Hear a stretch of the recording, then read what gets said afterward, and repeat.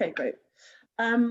Yeah, so I'm going to let Onome take the lead and introduce herself. Howdy, good evening, everyone. Hope everyone's doing all right. It's a really important topic to talk about, and it's also a bit difficult for us. So just bear with us if we struggle, if we get a bit too passionate or emotional, just give us a little bit of time to gather our thoughts. Obviously, I'm from England and I've worked in specialty coffee for, I'd say, 6-7 years. I got into it by complete chance, just looking for a weekend job. Ended up working in a place in London called Eat, just as a general assistant. And, you know, I was encouraged to develop, get on the coffee machine, get a bit more confidence. And since then, I haven't looked back, traveled to Australia and worked on my craft a bit there. Anyone knows that if you make a really bad coffee in Australia, they'll be the first ones to tell you you've messed up there. So I was really nervous about that. Moved back to London and just kept going, kept plodding along. For me, I like this field because you're constantly learning. You should be encouraged, and I've always had encouragement from all my peers and all my managers,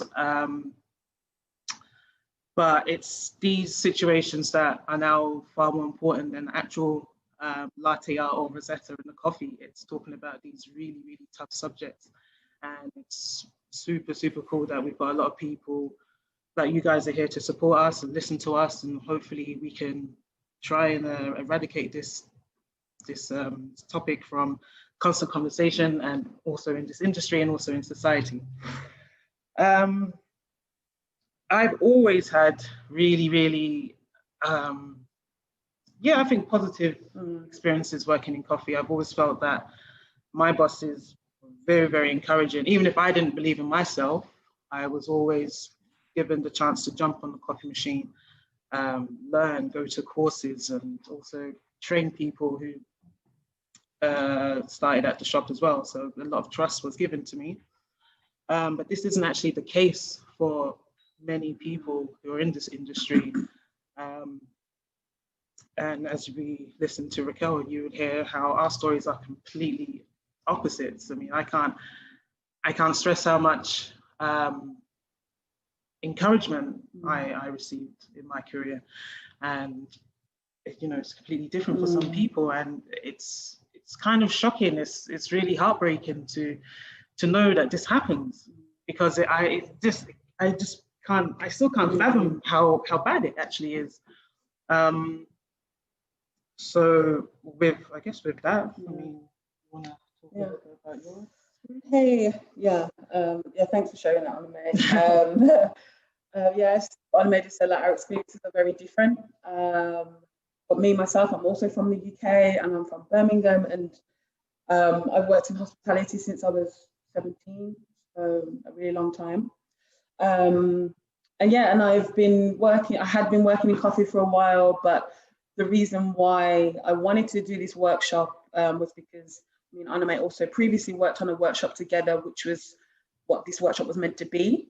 And it was very similar format, just a space for Black people. Initially, it was only for Black people, the first time Black queer people, to talk about their experiences in coffee, because especially for me, especially being in Berlin, my experiences weren't the best within working in hospitality and specialty coffee.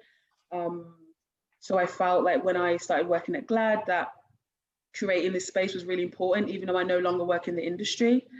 And then having that workshop, it was really also, again, eye-opening to know that I thought it was only probably small-minded to think, but that my experience was one of the only few. But then having these other Black queer people come together and then also talk about it, I'm like, okay, this is definitely a topic that needs to be spoken about. And especially when it comes to specialty coffee, a lot of the time it is only about coffee. And that's not the case for Black people, Black queer people wanting to get into the industry. And myself, meeting Onome was really very lucky, because I do not know of any other Black queer or Black baristas in Berlin. And one thing I would like to ask everyone, that if anyone knows of any other Black baristas in Berlin, please share, or I'll put my email in and then you can give it to them, because it'd be really cool to make like a small community other than Black baristas. But yeah, I also just want to introduce myself coming from GladT and my position from GladT, with the LGBT plus community. And basically GladT, like a big part of discrimination and racism is a huge part of the work at GladT. And my role specifically is to create projects, workshops, anything that supports the Black queer community, and hence why this workshop has been created. But yeah, also talking about specialty coffee, we continue to see more and more coffee shops being set up with less representation of Black people, specifically talking in Berlin. In the US, there are a lot of Black baristas, but still, even though the representation of Black people in the US, I'm not from the US, but this is just from my research, that it's still limited, and they're also having the same or similar experiences of, lack of experience, lack of exposure to skills that they want to learn. So yeah, this is one thing that we want to continue to talk about throughout this workshop today. And yeah, it's just really important for us both to talk about it, because we are both Black, we're both women, and we have both worked in hospitality and coffee shops here in Berlin. Two different experiences. So we just want to ensure that everyone knows why I started this workshop, and now me and Onome get to work together on this together. So that's just like a little introduction from both of us, my position from GladT and Onome. We have our notes here, so if you ever see me looking down, this is why.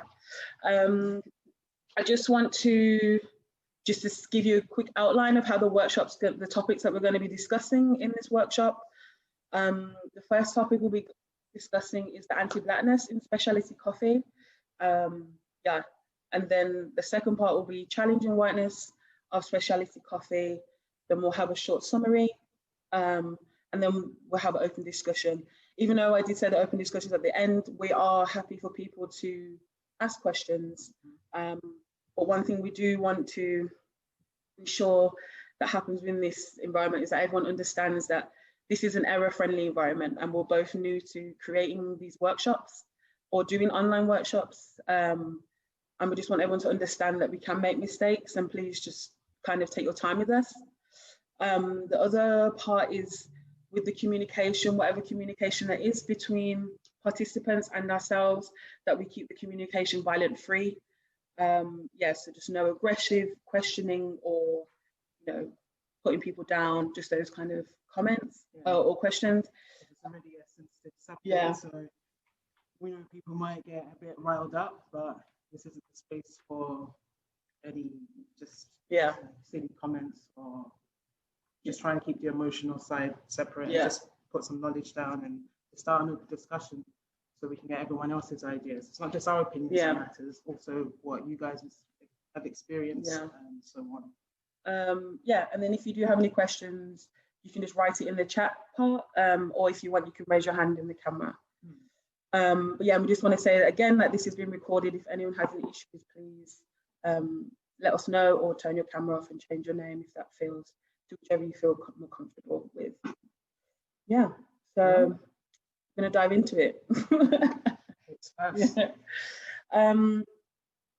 So the first topic, as we said, is anti-Blackness in specialty coffee, and I'm gonna let Onome lead with this first topic. Take the floor. All right, so for me, being in this industry, where I said it varies from Raquel, is that I feel in these spaces we kind of have to change the way we come across, the way we behave, the way we talk, the way we interact with people. If you're, some people just have a stereotypical image of a Black person.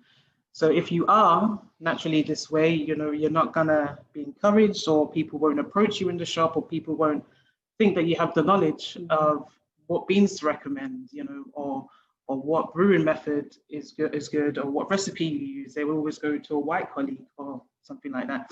This hasn't really happened to me, but talking to a few people, this is their experience. And the minute you kind of change the way you present yourself,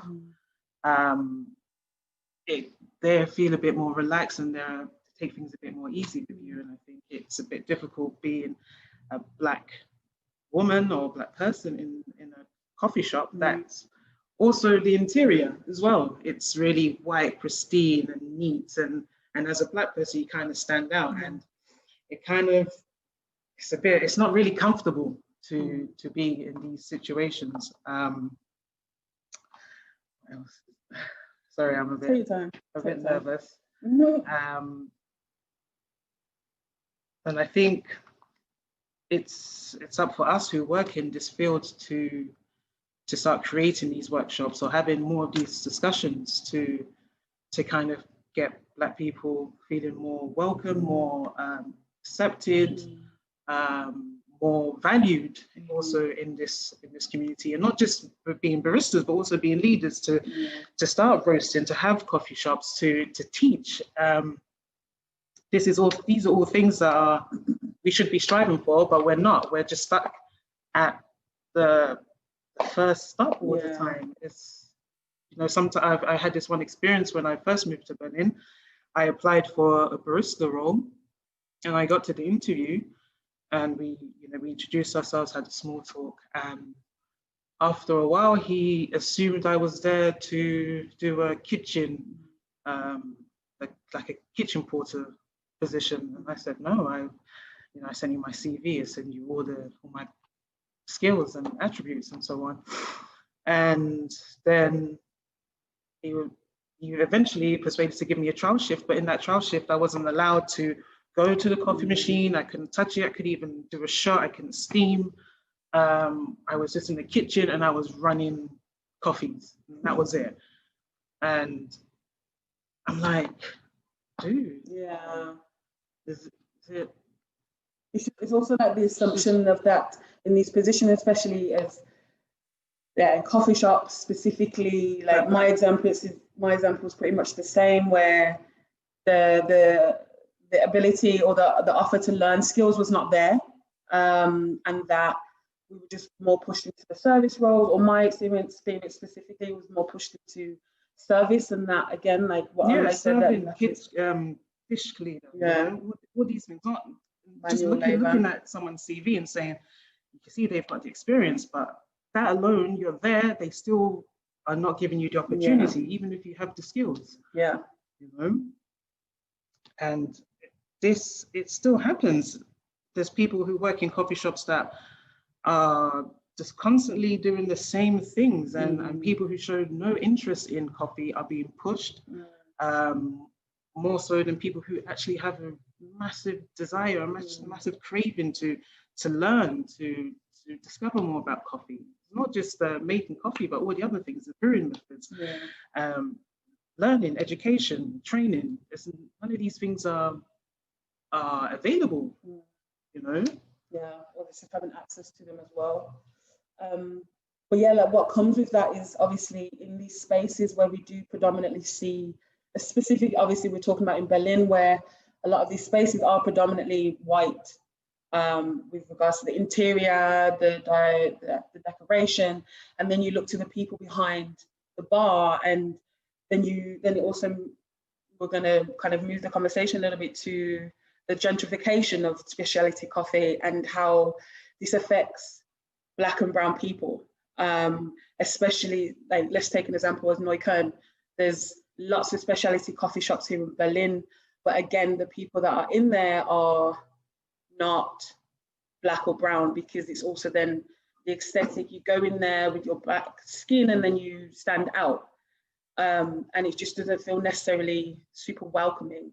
And this isn't to say that coffee shops have to change the interior of the coffee shop, but it also creates a bigger question of the people that you're employing and the people that you're putting in these spaces. Because I know for me, when I think of a barista, specialty barista, I think of a white man with a beard and like this kind of hippie kind of person behind the counter, and that's the kind of people I've interacted with in my experience, and there obviously is nothing wrong with that, but it's just when you go into a space where you don't feel comfortable, and then you add the fact that all these specialty coffee shops are here, and then on top of that you don't see anyone that looks like you in there, then you don't want to go in these spaces.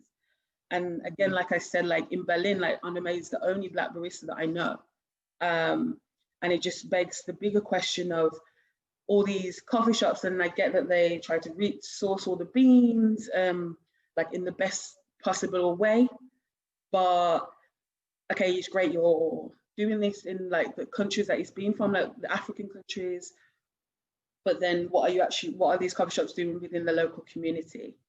Are they giving money to, local organizations and all these kind of things? But obviously this is a question that like me and Onome are thinking, like, where do we want to spend our money? Where do we want to feel comfortable?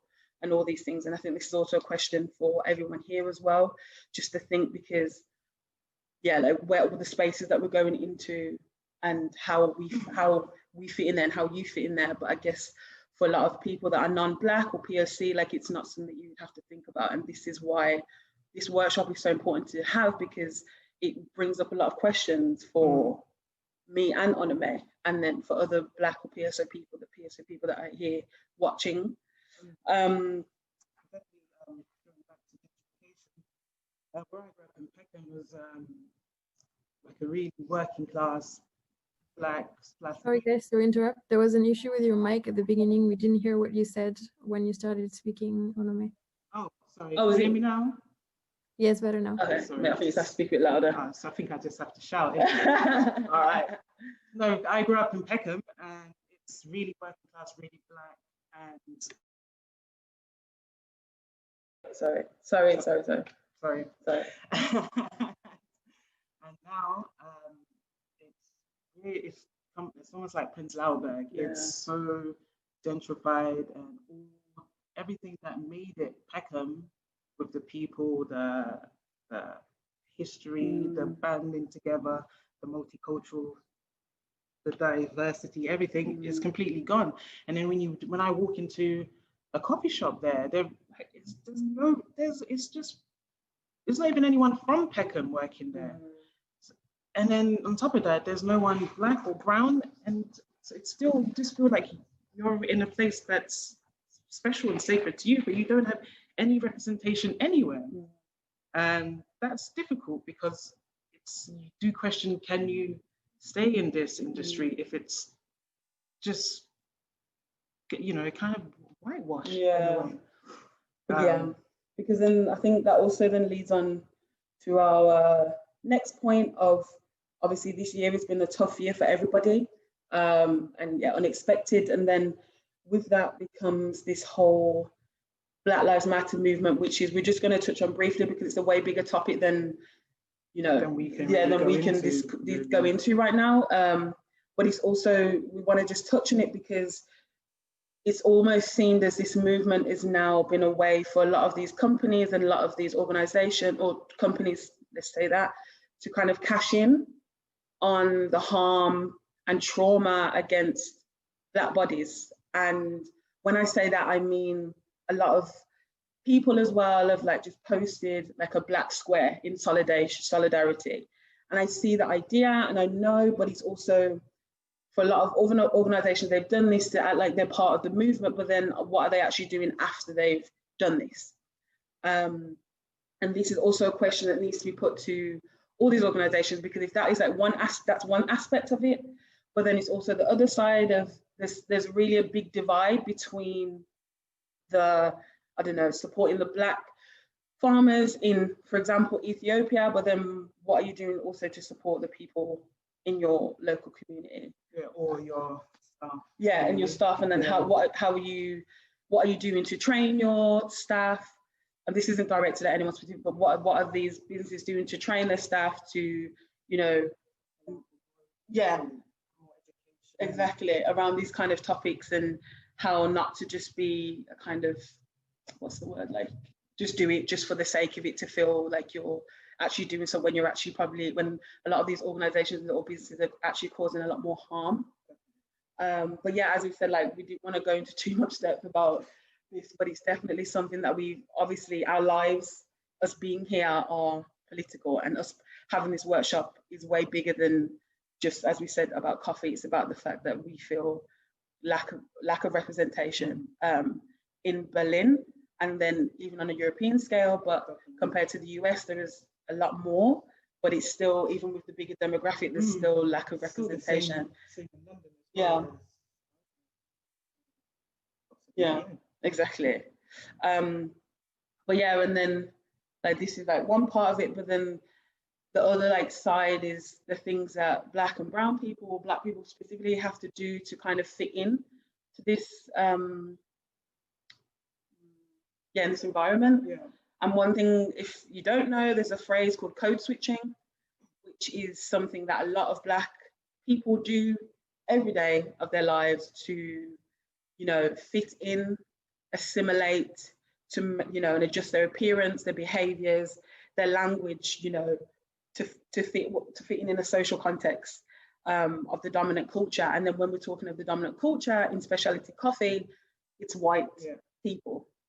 And these are things that need to be thought of, which Black people know, but it's also, for example, if a person wants to go into a coffee shop and hand in their CV, there's so many things that have to be done to even get to that point of going into the shop and, you know, potentially having their CV, even if it has to be submitted online, the things that have to be done to be adjusted, like from their picture to their name, or there's all these things that come with being judged and how you have to, you know, code switch to fit in.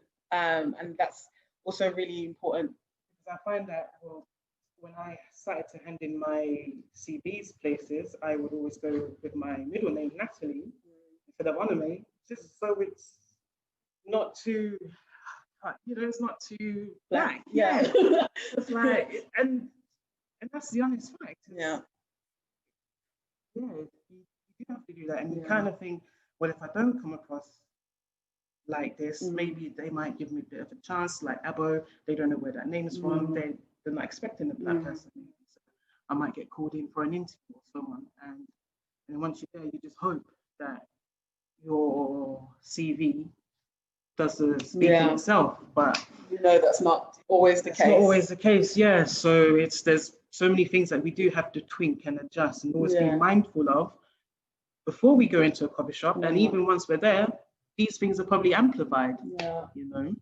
And then, it's amplified when you go, like we said before, like all these interiors of like white spaces, and you know, that like Black people are normally depicted in their roles of service, as Onome said earlier, in cooks and all these things, and how leadership roles are not really given to us as in Black people.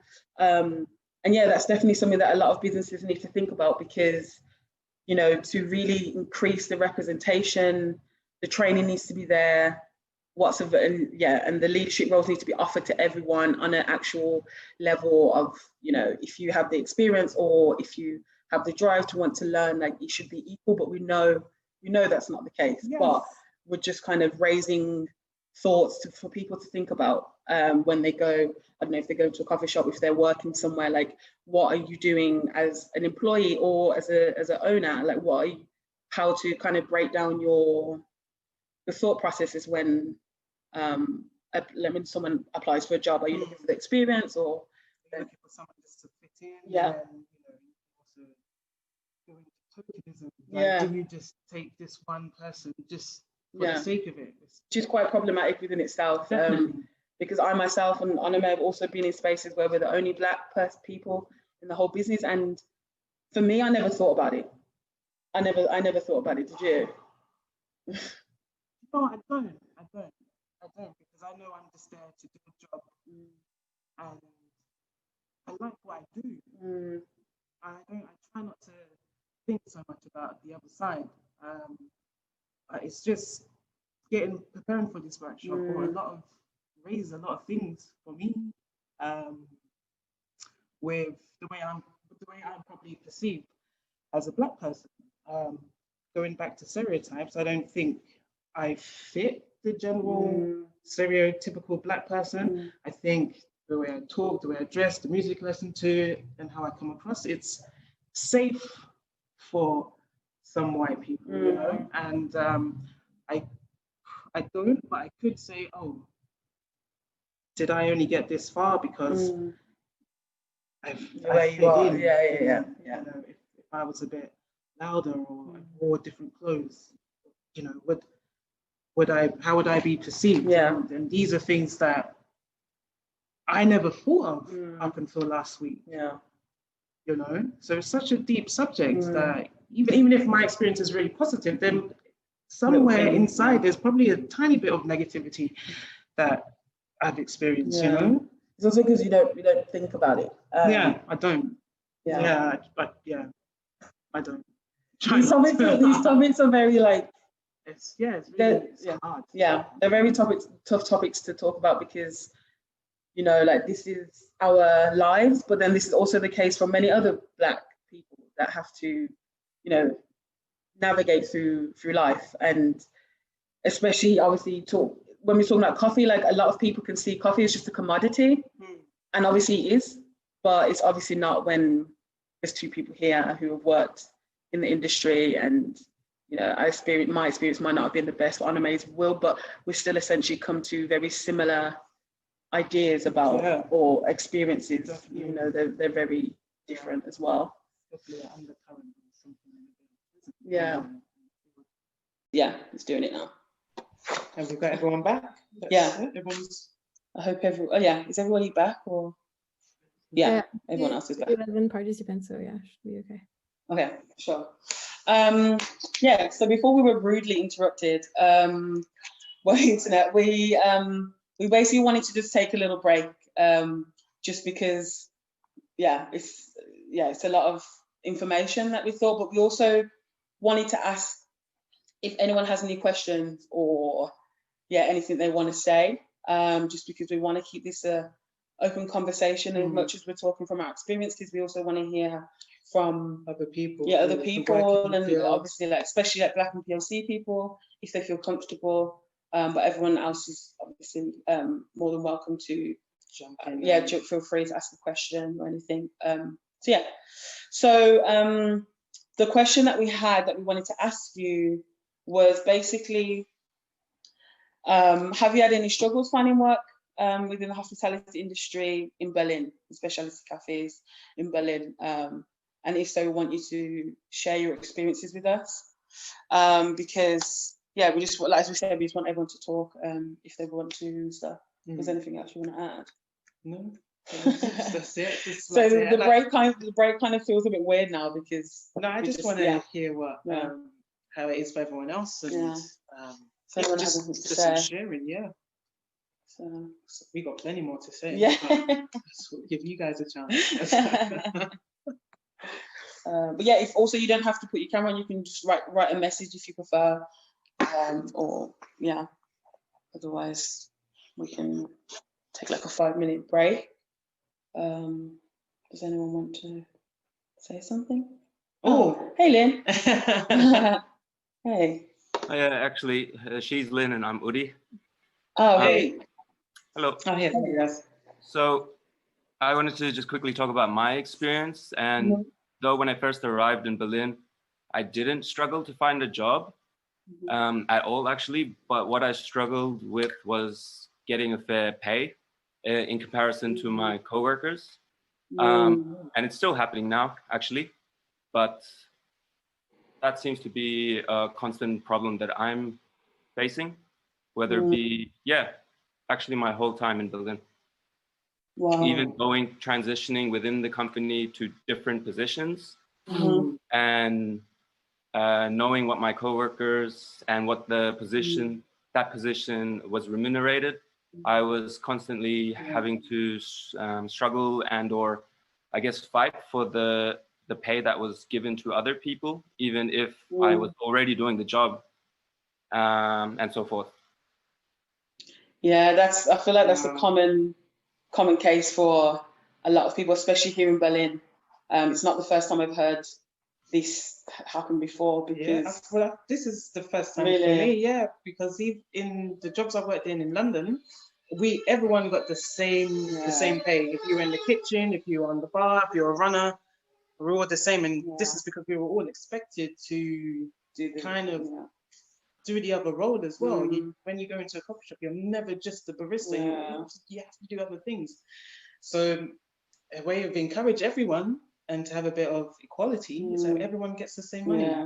But I also think, like you said, like if you said you were doing the same roles as doing more than the other people, like I've always found in my experiences that I've like you said, you've had to fight for, to get the bare minimum. That's just an example. I don't know if you're like what your identity is, but like for me, like having to really like just speak with my manager and stuff. This isn't like me giving you advice, it's just my experience, but yeah, like just really being forceful about it, like you have been, and especially in Berlin, like this is something that I've heard a bunch of times, and which is a really grassroots thing, like where I feel like people, I don't know, I'm just gonna say, a lot of white people that I've worked on the same level here, they're just deemed to have more experience, but we're doing the exact same role, and that's not the case. Like you said, like you really have to fight, or really, have to get to the bare minimum, and that's just to get to the same level, and then to even get higher. I can only imagine like how much more work that you're gonna have to do to like, and also doing the job of the said person and getting less as and well. Then exactly. It's a mad one. Oh God. It's crazy.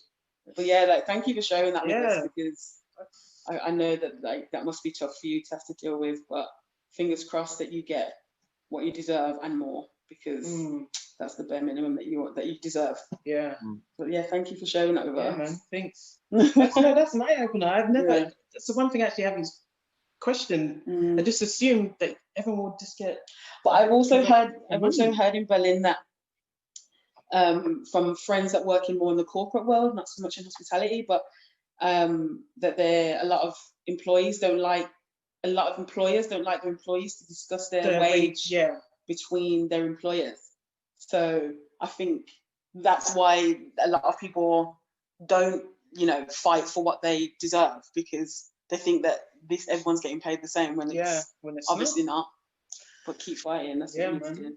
I think that's like a tactic by employers to, especially within hospitality, to ensure that, I don't know, at least that's my experience, where at least in my contracts, there has been, clauses saying that, hey, it's illegal to talk about your wage. And I don't know if that's actually illegal within German employer law, working law. But another experience I've had is that majority of the hospitality workers are foreigners, and most of them don't speak or read German. So I'm experiencing that a lot of German employers utilize this deficit within us, so to speak.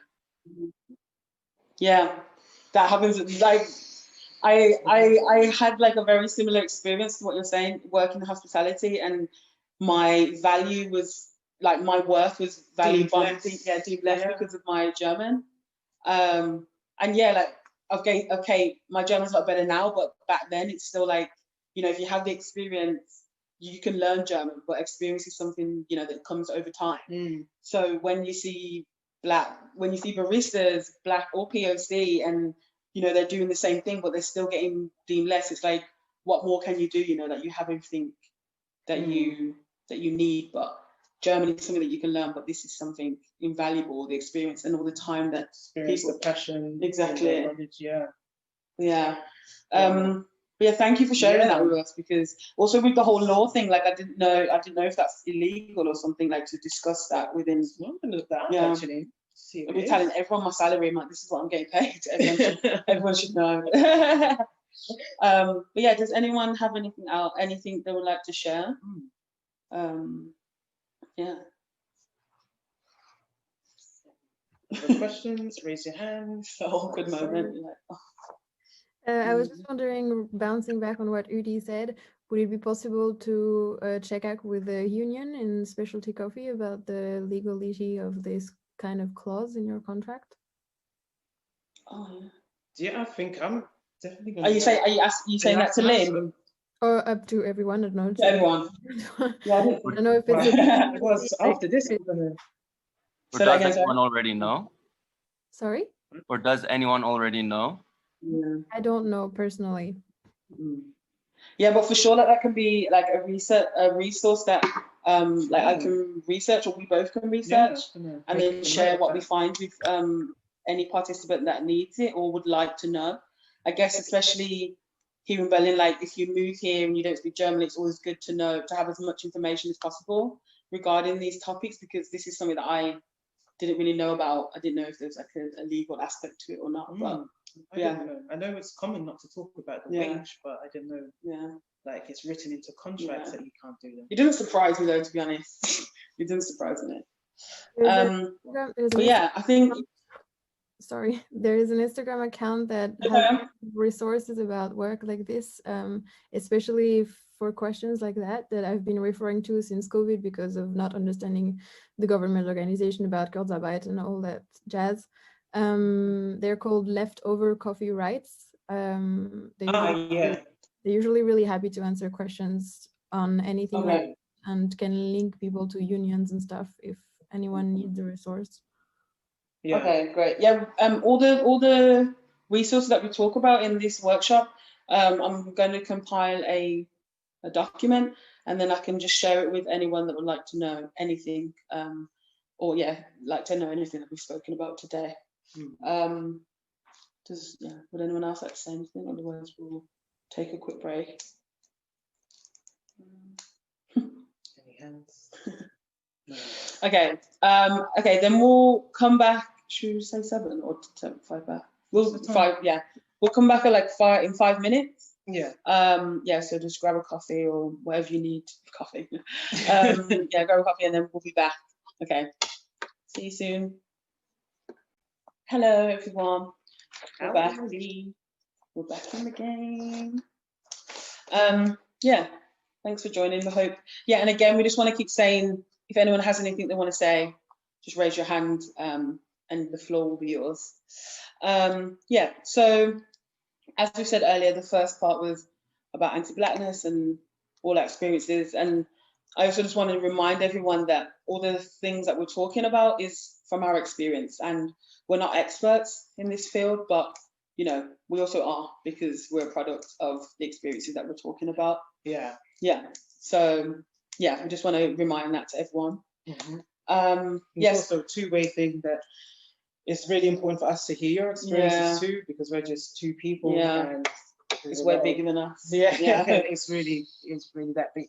So the second aspect we wanted to talk about was about challenging the whiteness of specialty coffee. We spoke about it briefly, and how the coffee shops we go into, the spaces we go into, it's very white. And when we say challenging, it's about creating visibility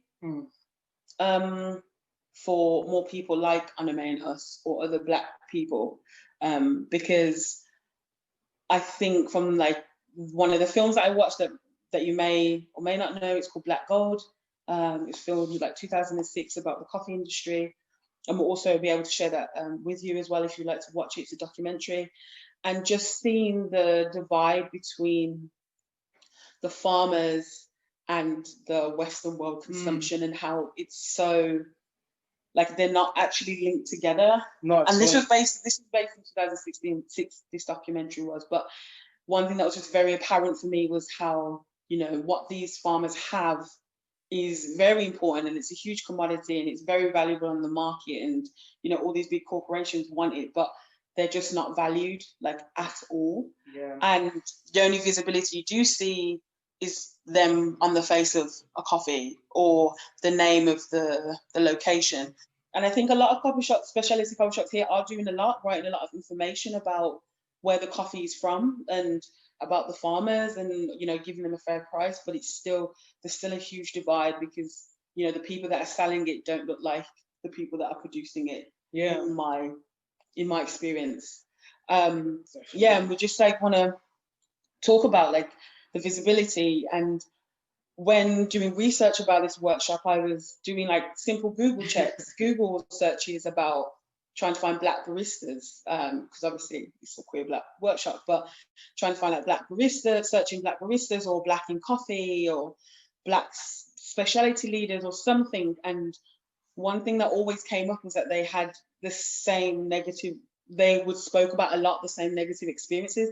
And this is all based in the US, because there's no other information from the UK that I could find, but I'm always open to be corrected if there is other information or other resources that people know of, because yeah, there was only a few things that I found. But one thing that I did find was when I was searching like specialty coffee in Berlin, was this website for all the shops, and looking on this website was showing the best coffee shops in Berlin, and just going down this whole list of coffee shops in Berlin, and seeing that there were, even in the images like of the coffee shop, there was no dark-skinned black people in any of these images.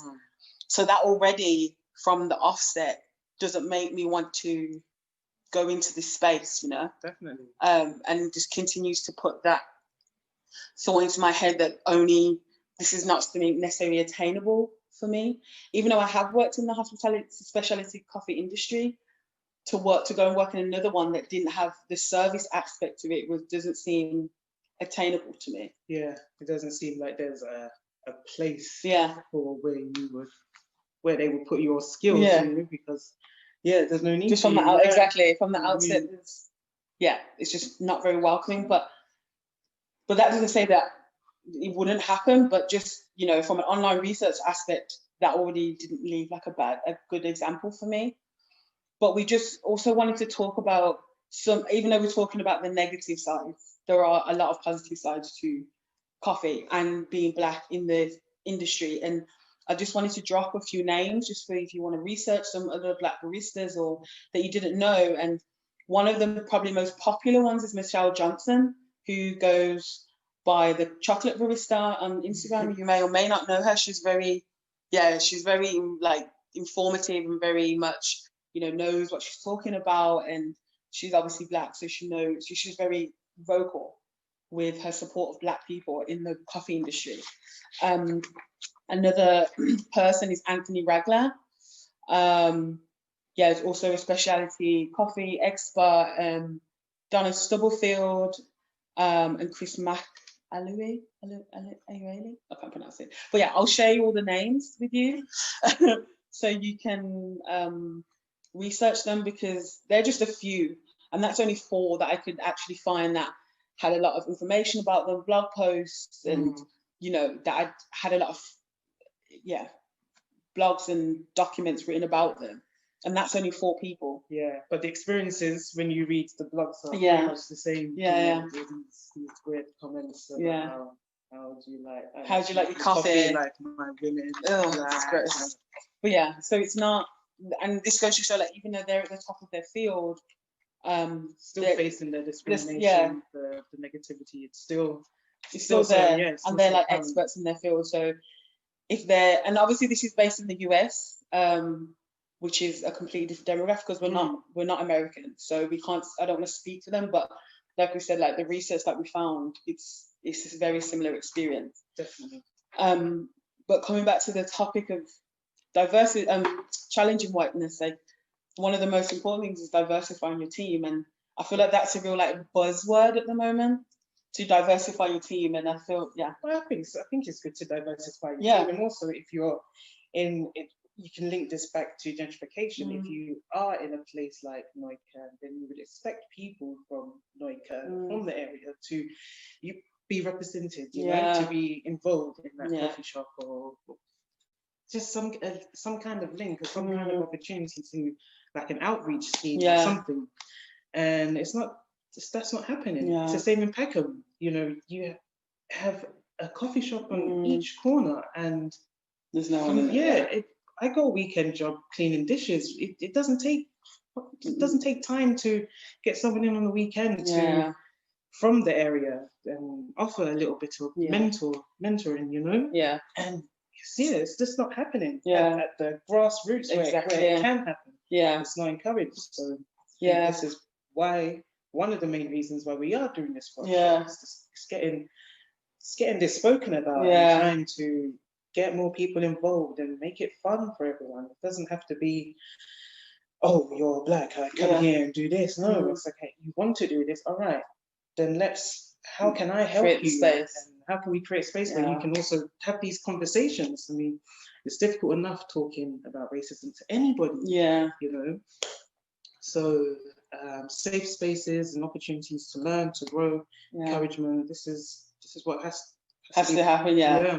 But we also, for me, like I also know that it's a much larger thing. You know, like it's not going to happen. But as we said, like this workshop is the start, and we have a lot of ideas and how we can, you know, continue this conversation and go into spaces, these businesses, to talk with them about what are they doing to, you know, diversify their team. Like, are they actively searching? It doesn't mean that you have to give every job to a black or brown person, but it's just giving them the same opportunities as you would, and you know, as another white person or another person. And I think that's really important, because I think a lot of people do get triggered by this, because they feel like that it means that you have to give every black person a job. It's not the case, but it's just also breaking down your thought process of when you're looking for a barista or a roaster or anything, like what are you actually looking for? Don't just look at a name and think, oh, I don't want someone. Or their appearance. You just know? let their work and their passion do the talking, and that's what doing a job is about. It shouldn't be what you look like. But I also feel like it is honestly like a very idealistic way to think about it, because for us, like that's how we think about it, but we know that's not the case. Yeah, I mean, for me, it's definitely like I know I'm good at my job. Yeah. And it's not because I'm black or whatever. I just know what I have to do, and I like it, and I do it, and I have passion. Where does race fit into that? It doesn't. So why should it? Yeah, it's just I think just giving the space is the most important thing. But challenging all these businesses, these coffee shops, for sure. Like, what are they doing to be better in their part in this whole discussion? Yeah, and also it's not so much hiring people. Is this, if we're assuming that the black people are already in these shops, it's what's happening when they're there. Are they just staying at the same level? Are they just working their way up? Or are they just cleaning dishes? Are they just running? So are they just like just general assistants, basically? Are they allowed to get on the coffee machine? Can they like work under someone? Can they like do a tandem? You know, is that kind of stuff happening? Yeah, exactly. Especially we're talking about the wages and stuff as well. Like, that is one of the reasons why, you know, people are being exploited, and we know that happens, that people are getting exploited because, for example, they're German. Then how are we helping them to, you know, because also German's hard. It's not easy to learn. So if that's one way that you're going to exploit someone, then what are you doing to help improve, you know, because it also is a benefit for the business to, you know, have, if you want an all German speaking team, it's also a benefit. But yeah, like we're talking a lot now, we're getting really into it, but like one of the other points was like open conversation about limitation, and we've spoken about it a lot, the limitations, you know, of not being able to get the experience that you want, and having these conversations about it, and not just thinking it's just like, oh yeah, like we'll give you the experience, it's not a big deal. Well, it very is, because there are a lot of people that are applying for these jobs and they're not necessarily getting the jobs that they want because, you know, for whatever reason that is. Exactly. Also, as you mentioned when we spoke about a couple of days ago, leadership roles, it's not just, it's moving forward, it's not just taking one step, it's constantly moving. You know, and I think it's okay, well, you can hire someone, but once they're there, what are you actively doing to make this person better for themselves and also better for you as well? We, like we said, like we want to really like get your feedback and stuff on this topic, because for us, like, challenging whiteness is what we have to do on a daily basis. But we also want to hear it from other people. Like, please feel free to put your hand up and say something, or your, you know, your experiences and stuff, because one thing out of all of this, we want to know, like, in what ways, like the topics that we're speaking about, like how it's going to be applied into your workplace, or you know, And how it can be applied, because yeah, like I said, like some people feel like coffee is just coffee, but that's not the case, because you know, there's so much more, and we really, just want to know what people think, and how we basically could make it a better place for people. But we also know it's not going to be solved in a workshop in half an hour. But yeah, like if anyone has anything to say, then please raise your hand. Please say.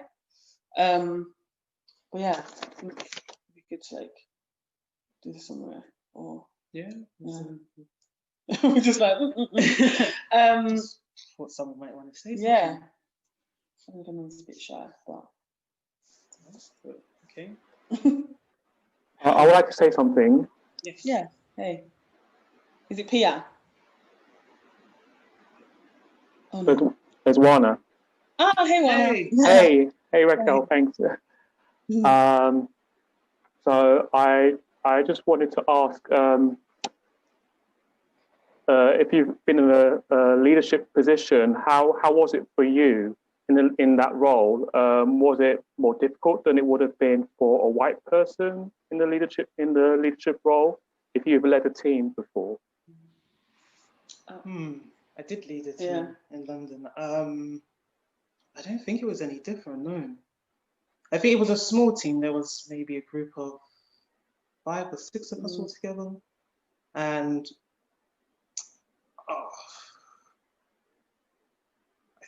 I think maybe for us, we just didn't want to have any kind of hierarchy. So we always made sure we rotated the roles and made it fair. If someone didn't have so much skills or experience on the coffee machine, then we would focus on that person regardless, and get them up to scratch and move them along. And that's just my way of working. I don't like to have just one barista, because if that person's sick, who fills in? But and also it's to keep people on their toes, keep it fun, keep it active, keep it moving. But I don't think it was any harder for me as a Black woman to lead this team. We've had definitely very different experiences. Because for me, on the other hand, was very different and difficult, because I definitely got challenged a lot in my positions, even though I had all the experience. But this isn't specifically coffee. This was when I used to be a bartender, and I used to get challenged all the time by my other colleagues that felt like they were more experienced than I was. And this was when it was just a team of white people. And initially there wasn't any issues, but I definitely felt challenged and wasn't listened to. And then I thought maybe I need to adapt my management style. But then again, I would say I'm very similar to Onome in that sense, where you need to build your whole team up to make it a smooth team. But even with that, it still came with its challenges. So I think for sure there's an aspect of it where you can be very, try and build everybody up. But I think in some situations like mine, you're still going to get challenged. And it's just really trying to figure out how to give a best of both worlds, which is not, and especially in these jobs that you really have to think on your feet as well, like, because you don't want to lower team morale and all these things. But sometimes some people just don't want to work with you, or they just feel like they're better than you for whatever reason that is. So I think that was my experience. But like, have you also been what is your experience being in a leadership role, or if you've been in the position of leadership?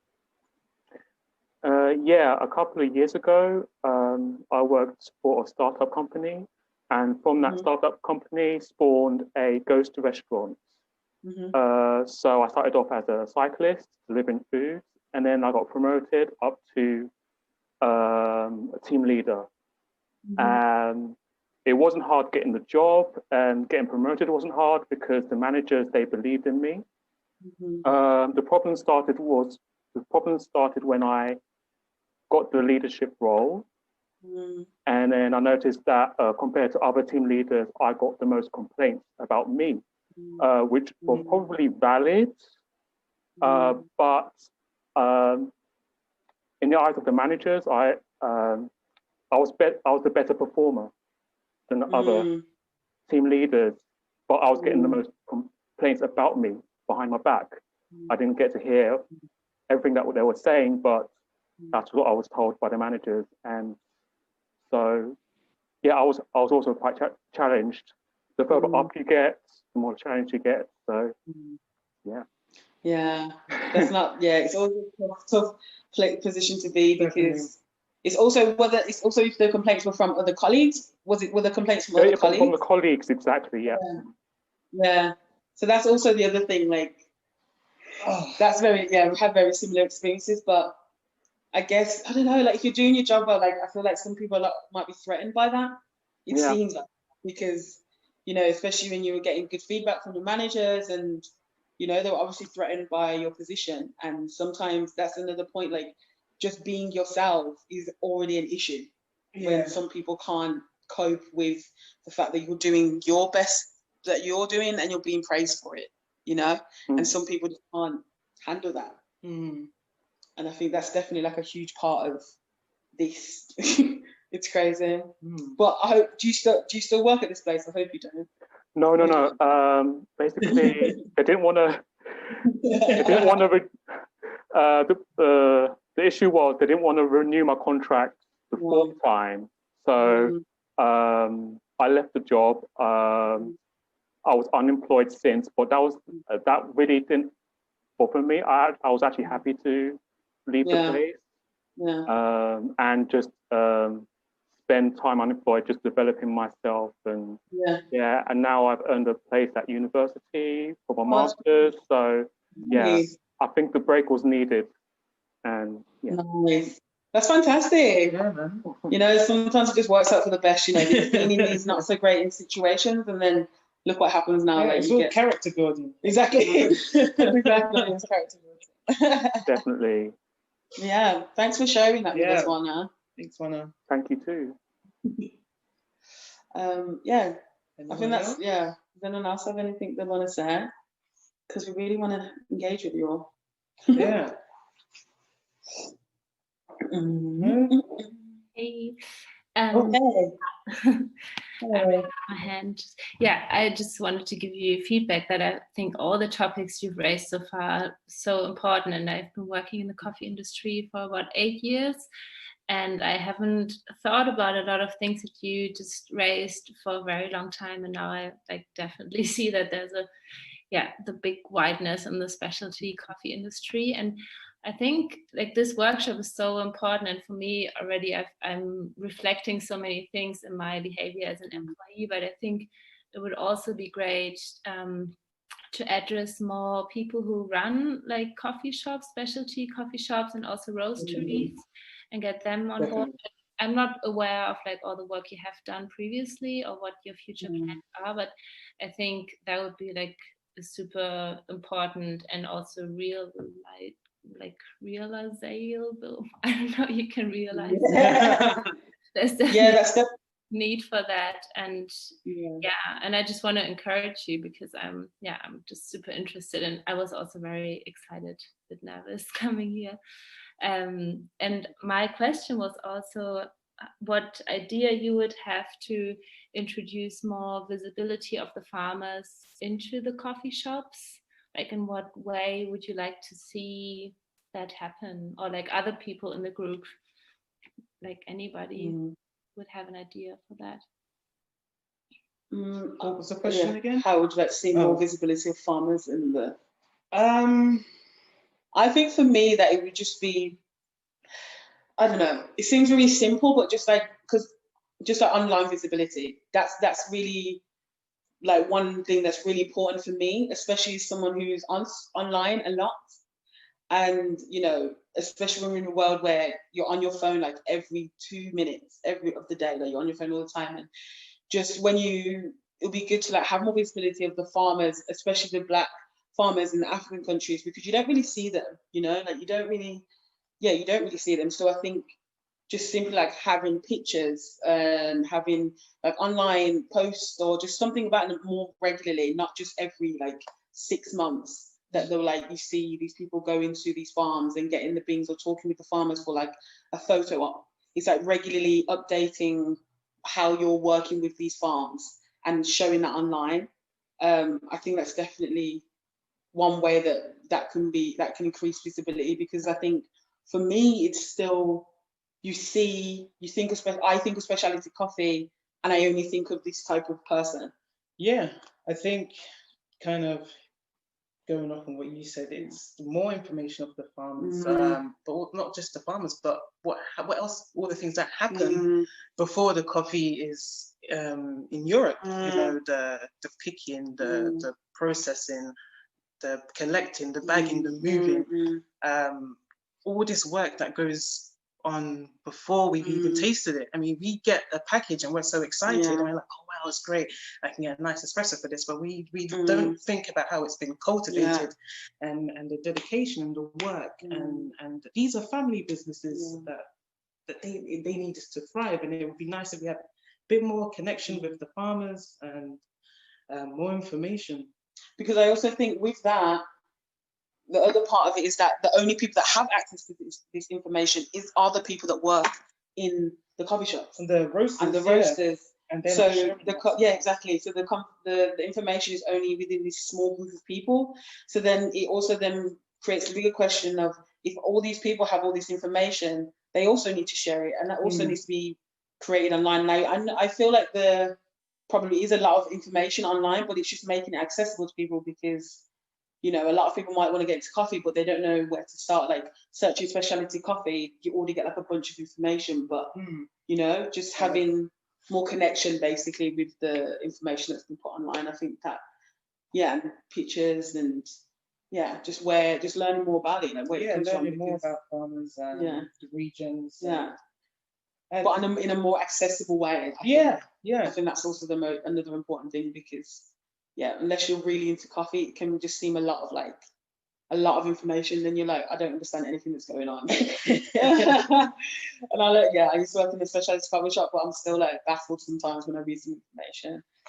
So that would be my answer to your. But we definitely want to do more workshops, especially working with coffee shops and stuff in Berlin, because obviously it's great that everyone's turned out for this workshop, but we need to like hit the ground running and like really build on the participation, because we were really surprised, because last week when I was checking the registrations, there was only like 3 or 4 people, and now there's like 11, you know. So it's really like, okay, like we're actually doing something that what we're saying needs to be heard, and there's people there wanting to listen, exactly, and who are, like what you said, that are not really aware, or just not aware, but it's not in the thought process necessarily, you know.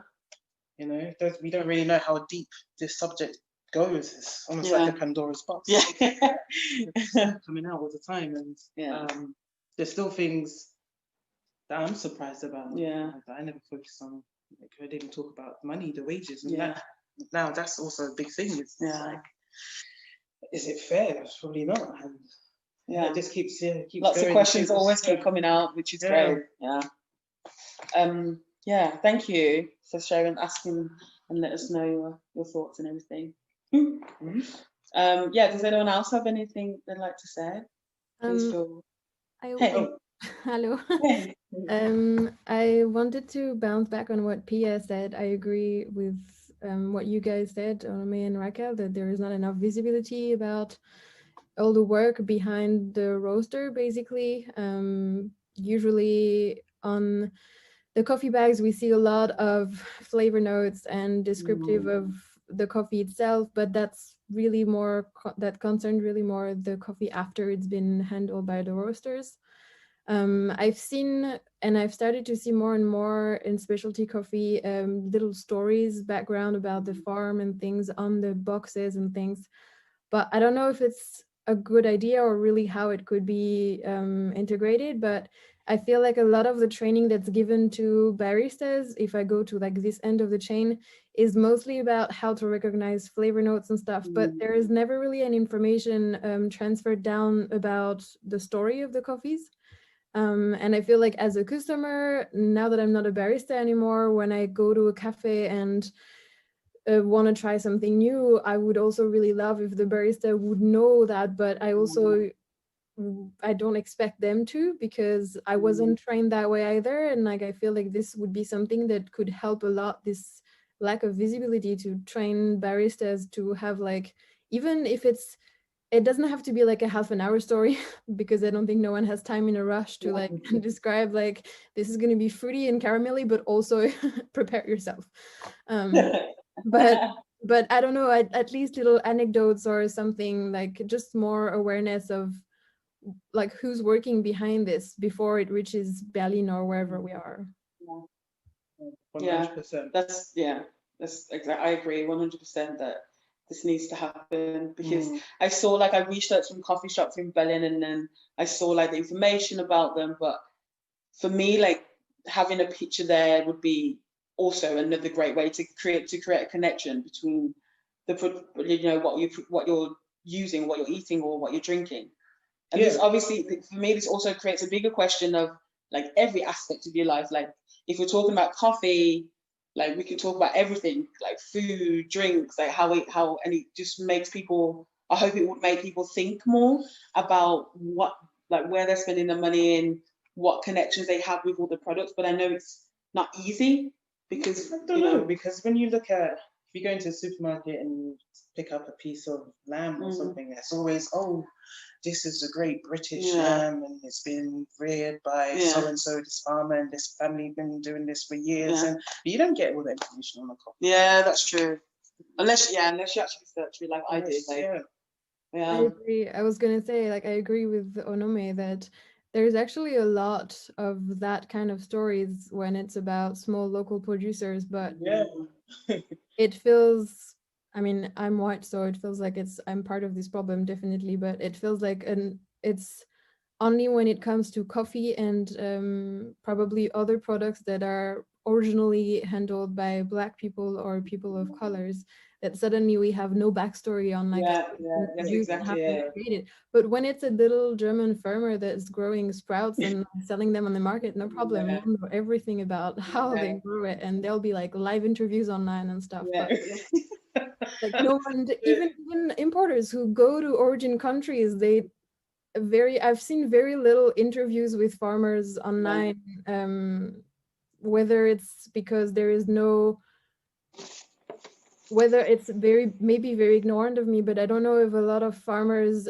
speak very well English, and if the importers have help from translator in the country, or if the farmers have had a relationship with importers for so long that there is no problem with that, depending if it's South American or also maybe importers speak Spanish for some, or in Africa, I don't know, but, and I'm sorry if it sounds very ignorant.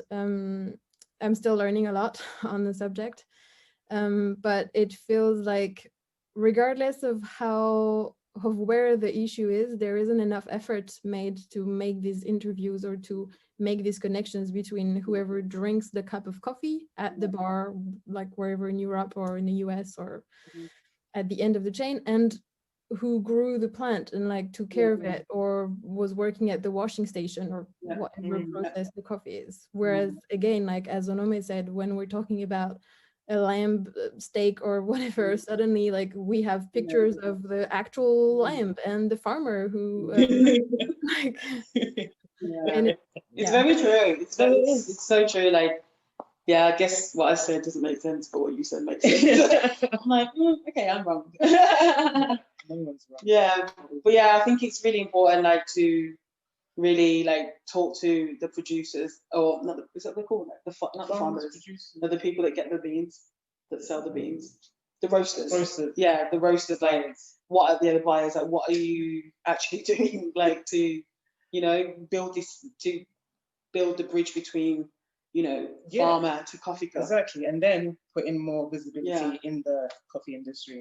I also wanted to say, for anyone that would be interested, we have the movie Black Gold, which we referenced earlier on in the workshop, and it's a really, really informative documentary, and I would recommend everyone to watch it.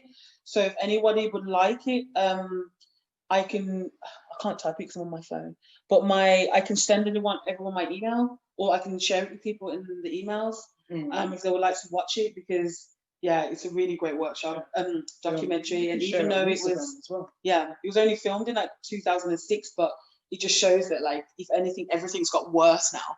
like it was already like a really big divide then between the farmers and the coffee consumer. But now I can only imagine if there was another documentary to be made, like how much even more how big the gap is. Yeah, how much even more it was. But yeah, the gap's also now extended exactly into the coffee shops, exactly industry. But yeah, thank you, Lucy, for sharing that. Yeah, does anyone else want to share some things? Like, we're here to chat. Here we are. We're all on quarter bite. We don't have to get up tomorrow, right?